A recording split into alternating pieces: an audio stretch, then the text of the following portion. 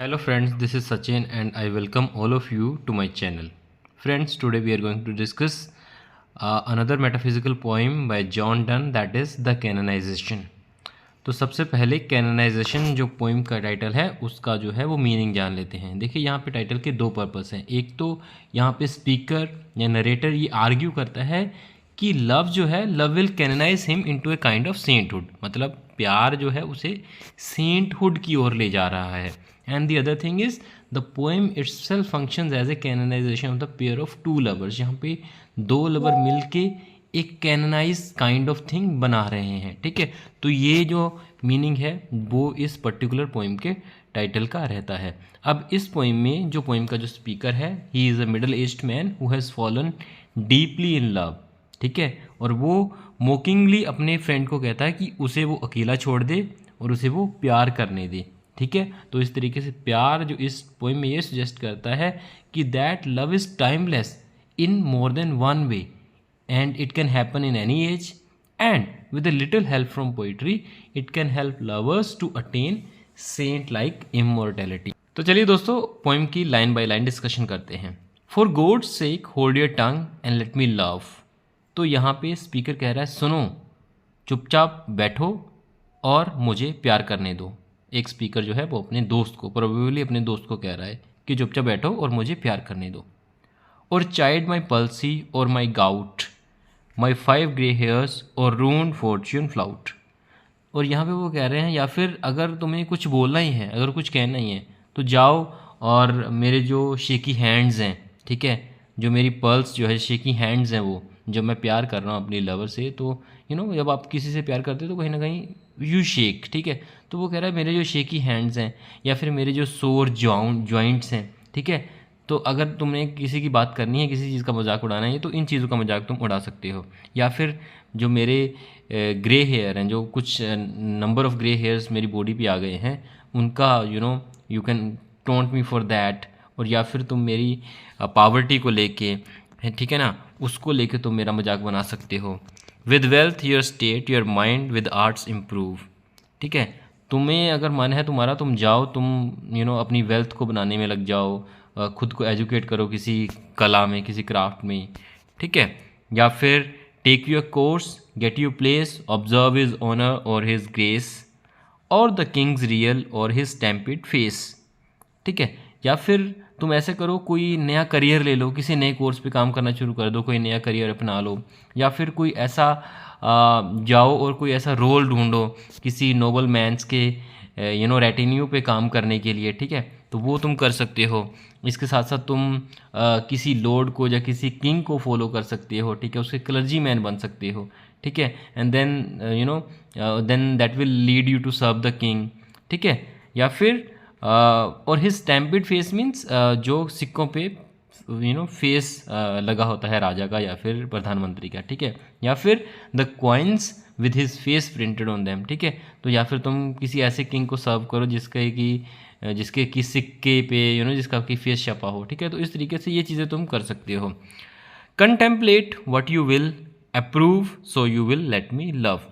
जो तुम्हारा मन कर रहा है वो जाके करो, ठीक है। As long as you leave me alone I am allowing you to do anything you wish to do, just let me be in love. बस मुझे प्यार करने दो, तुम्हारा जो मन कर रहा है वो जाके करो, मेरा दिमाग मत खाओ, मुझे परेशान मत करो, ठीक है। स्पीकर यहाँ पे अपने फ्रेंड को कह रहा है। चलिए नेक्स्ट स्टैंजा पढ़ते हैं। Alas alas who is injured bye my love.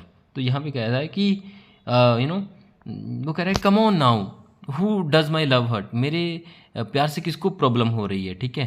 तो what merchant ships have my size drowned, when you love someone you have different kind of size. So here he is saying, he is asking a question to his friend, have my love sick sighs sunk any ships। क्या मेरे जो मैं साई ले रहा हूँ, जो मैं सांस ले रहा हूँ एक अलग तरीके से, उससे क्या किसी की शिप डूब गई है। who says my tears have overflowed his ground, या फिर मेरे मेरे आंसुओं की वजह से किसी की ज़मीन पे क्या हड़ आ गया है, किसी की ज़मीन पे क्या फ्लड आ गया है। when did my cords of forward spring remove so have the times when my lover coldly ignored my advances stopped spring from coming. ठीक है, क्या जो मेरी एडवांसेस है प्यार करने की, जिसको कि कोल्डली मेरे लवर ने इग्नोर कर दिया है, क्या उसकी वजह से स्प्रिंग आने से रुक गई है। When did the heats which my veins fill add one more to the plague I will। तो यहाँ पे कह रहा है कि मुझे जो प्यार का भूत चढ़ा हुआ है, जो मेरे सिर पे प्यार का प्यार का फीवर चढ़ा हुआ है, क्या उसकी वजह से जो प्लेग विक्टिम्स हैं उनकी उनकी मौतों में एक भी सिंगल डेथ का इजाफा हुआ है क्या उसकी वजह से कुछ एक भी एक्स्ट्रा डेथ हुई है क्या? तो ऐसा कुछ हुआ है क्या? And then soldiers find wars and lawyers find out still litigious men which quarrels move though she and I do love। तो वो कहता है कि सोल्जर जो हैं वो वॉर पे जाते हैं, लॉयर्स जो हैं वो आर्गूमेंटेटिव पेपर ढूंढ लेते हैं जो कि एक दूसरे को सीव करना चाहते हैं। In fact all spite of these facts my lady and I love each other. ये सारी चीज़ें जो अभी स्पीकर ने बताई हैं, ये सारी चीज़ें कंटिन्यूसली हो रही हैं और मैं और my lady we are loving each other simultaneously. चलिए थर्ड स्टांजा को पढ़ लेते हैं अभी। Call us what you will we are made such by love. तुम्हारा जो दिल करता है वो हमें बोलो, ठीक है। What ever you say my lady we are like that and love is what but makes us that way. और प्यार ही हमें इस तरीके का बना रहा है। Call her one me another fly we are tapers too and at our own cost die. तो अगर तुम्हारा ये मन कर रहा है कि तुम हमें मोटल कह सकते हो या लस्टफुल कह सकते हो, तुम बोल सकते हो कि हम मोटल हैं, लस्टफुल हैं, जैसे कि फ्लाइज, जैसे कि मक्खियाँ होती हैं, उनकी तरह हम लस्टफुल हैं, उनकी तरह हम मोटल हैं।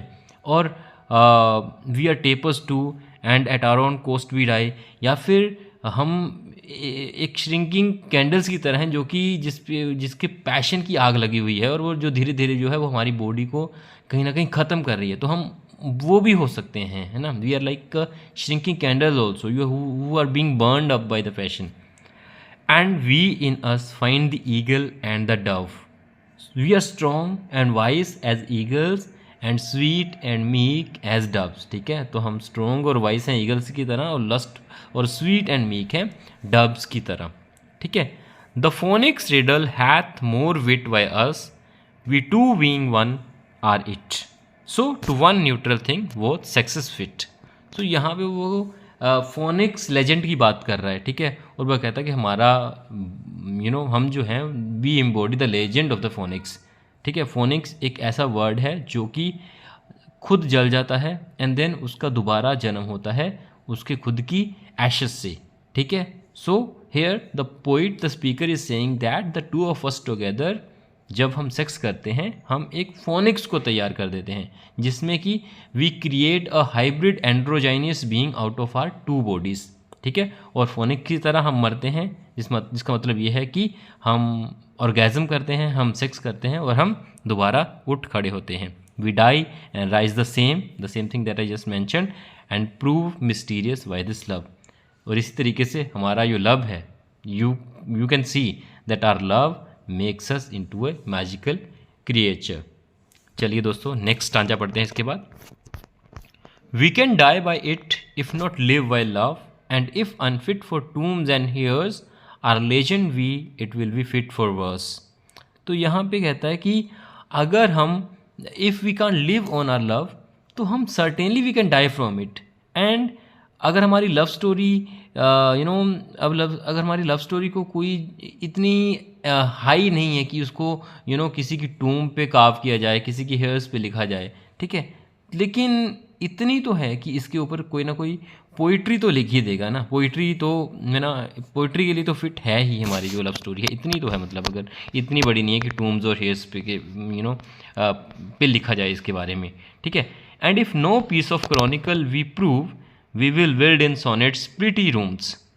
तो कहते हैं कि हो सकता है कि हमें जो है हमारा जो लव है इसे हिस्ट्री बुक्स में ये जगह ना मिले, लेकिन हम अपने लिए अपने प्यार के लिए एक घर जो है जो सोनेट्स हैं उसकी स्टांजाज में कहीं ना कहीं हम अपना प्यार के लिए एक घर बना लेंगे, मतलब मैं उसके ऊपर इतनी सोनेट्स लिख दूंगा कि लोग उसके बारे में पढ़ेंगे, जो कि लोग कर भी रहे हैं, ठीक है।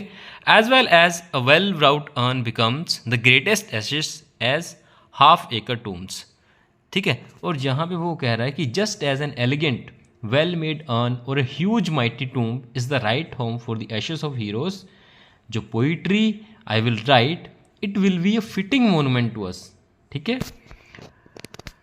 And by these hymns all shall approve us canonised for love, तो जिसका मैंने शुरू में बात करी थी कि इसको पढ़ के सभी लोग ये मान जाएंगे दैट जो हमारा लव है, that our devotion to love have made us saints. चलिए लास्ट स्टांजा पढ़ते हैं। And thus invoke us you whom reverend love made one another's hermitage. So यहाँ पे कहता है कि people will come and they will want to pray to us, and this is what they will say to us: you to whom love was peace, that now is rage. And they will say, you two lovers whom love have made into each other's sacred private chapel, you two who found peace in a love that is now cause for passionate devotion, who did the whole word soul contract and drove into the glasses of your eyes, so made such mirrors and spice. So here we will say, you two who shrunk the soul of the word itself down into the reflective mirrors of your eyes, seeing in each other everything that exists, that they did all to you epitomize, countries, towns, courts begged from above a pattern of your love. So he is saying you have made each other into the whole wide world with its countries, cities and noble courts, and people will come and they will ask God to send them the pattern that they have willed their love upon, ठीक है। तो वहाँ से वो कहेंगे कि God से वो बोलेंगे कि उनको डन को या फिर पोइट को, उसकी बिलव्ड को भेजो, उन्हें बोलो जो पैटर्न उन्होंने क्रिएट किया था अपने प्यार के लिए, वो यहाँ पे आए और हमारे साथ उसको शेयर करें, ठीक है। तो यहीं पे हमारी ये जो पोइम है यहीं पे ख़त्म होती है। आई होप कि आपको ये पोइम समझ आ गई होगी। Thank you very much for watching the video. Have a great day.